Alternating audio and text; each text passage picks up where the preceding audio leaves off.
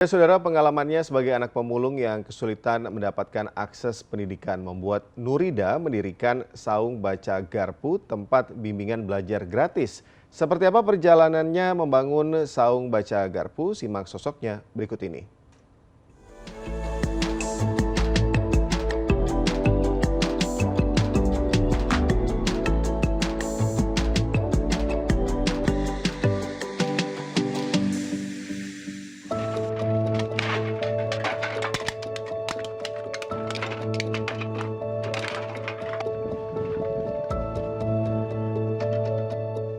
Bermain di antara tumpukan puing-puing dan barang-barang bekas tak menyurutkan keceriaan anak-anak ini.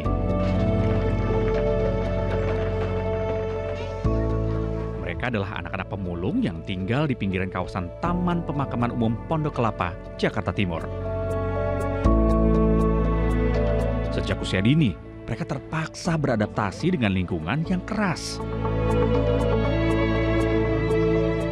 Berbagai kesulitan mereka hadapi. Salah satunya, sulitnya akses untuk mendapatkan pendidikan yang layak.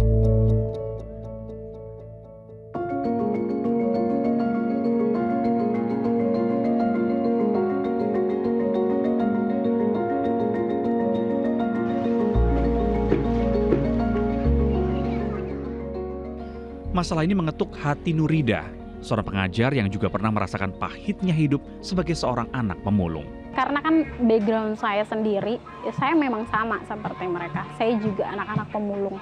Anak pemulung yang dimana saya juga mengalami hal yang sama seperti mereka. Sulitnya untuk sekolah, sulitnya untuk ekonomi ya gitu. Nah, disitulah saya sempat berpikir bahwa jangan sampailah mereka mengalami hal yang sama seperti saya.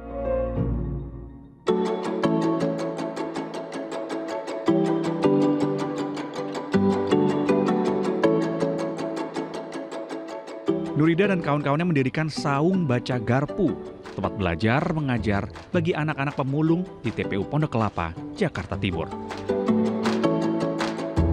Saung Baca Garpu ini tempat belajar mengajar. Awalnya banget itu sebenarnya bukan tempat belajar ya, jadi mau buat perpustakaan.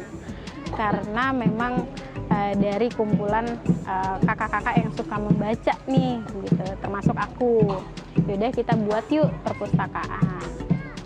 Nah setelah itu, sebelum kita membuat, itu kan harus ada yang namanya survei.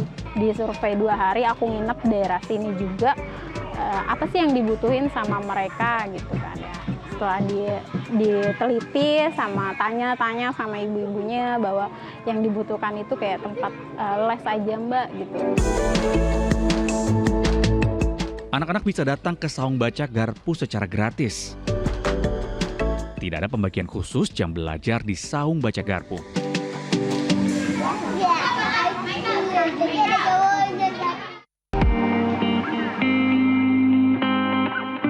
Di masa awal berdirinya Saung Baca Garpu, penolakan dari orang tua kerap dihadapi Nurida. Namun tekadnya yang kuat untuk mengajar anak-anak membuat ia tak menyerah.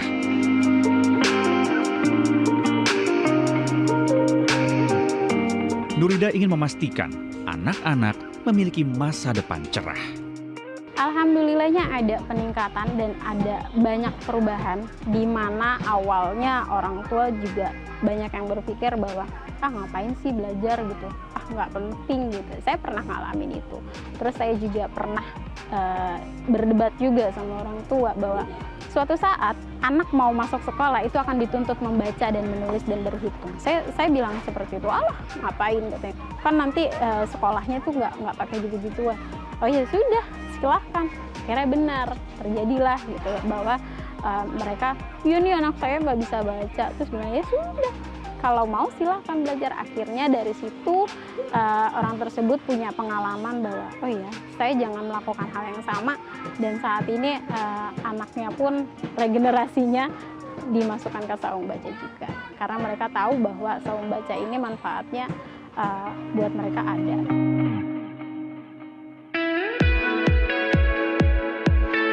Lewat kegiatan ini, Nurida ingin membangkitkan kesadaran para orang tua akan pentingnya pendidikan bagi masa depan anak, serta menumbuhkan kecintaan anak terhadap dunia pendidikan.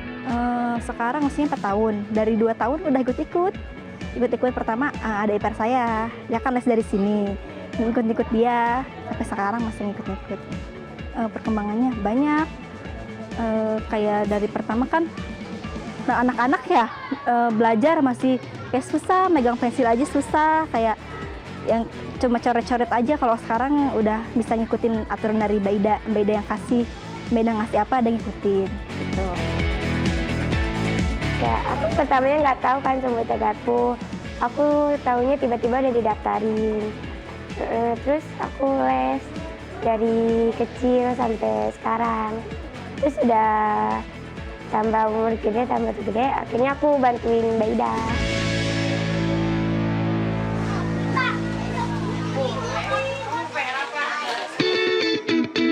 Nurida berharap kesulitannya dulu untuk mendapatkan akses pendidikan tidak turut dialami anak-anak pemulung saat ini.